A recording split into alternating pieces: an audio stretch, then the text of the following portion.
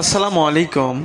সুপ্রিয় সম্মানিত দর্শক ও শ্রোতা, আজকে আমরা জানব যে পবিত্র মাহে রমজানে রাসূলুল্লাহ সাল্লাল্লাহু আলাইহি ওয়াসাল্লাম কোন কোন দোয়াগুলো বেশি বেশি করেছেন এবং উম্মতদেরকে বেশি বেশি পড়তে বলেছেন।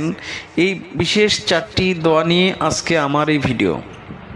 সুপ্রিয় দর্শক, রমজান মাস বান্দার গুনাহ মাফের মাস। এই মাসে আল্লাহ রাব্বুল আলামিন এত বেশি বান্দাকে ক্ষমা করেন যা অন্য কোনো মাসে করেন না। তো আসুন আমরা এবার জানবো যে রাসূল করিম সাল্লাল্লাহু আলাইহি ওয়াসাল্লাম কোন কোন দোয়াগুলো বেশি বেশি করেছেন।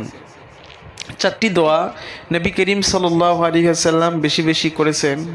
তার মধ্যে 1 নম্বর হলো কালিমায়ে তাইয়্যিবা।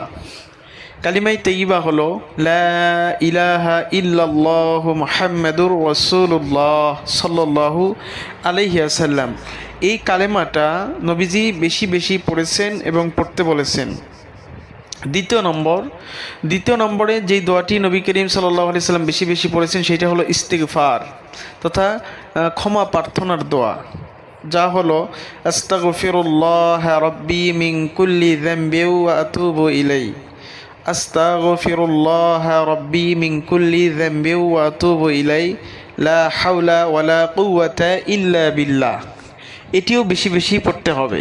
3 নম্বরে আল্লাহ রাব্বুল আলামিনের কাছে জাহান্নাম থেকে মুক্তি চেয়েছেন। সেই দোয়াটি হলো আল্লাহুম্মা আজিরনি মিনান নার। আবারও বলছি আল্লাহুম্মা আজিরনি মিনান নার। তাহলে 1 নম্বরে কালিমায়ে তাইয়্যিবা বেশি পড়েছেন, 2 নম্বরে ইস্তিগফার বেশি বেশি পড়েছেন, 3 নম্বরে জাহান্নাম থেকে মুক্তি চেয়েছেন, 4 নম্বরে নবীজি যে দোয়াটি করেছেন জান্নাত কামনা করেছেন, সেটা হলো আল্লাহুম্মা ইন্নী আসআলুকা রিদাকা ওয়াল জান্নাহ। আল্লাহুম্মা ইন্নী আসআলুকা রিদাকা ওয়াল জান্নাহ। তো সুপ্রিয় দর্শক, এই 4টি দোয়া আমরাও বেশি বেশি করে পড়ার চেষ্টা করব ইনশাআল্লাহ।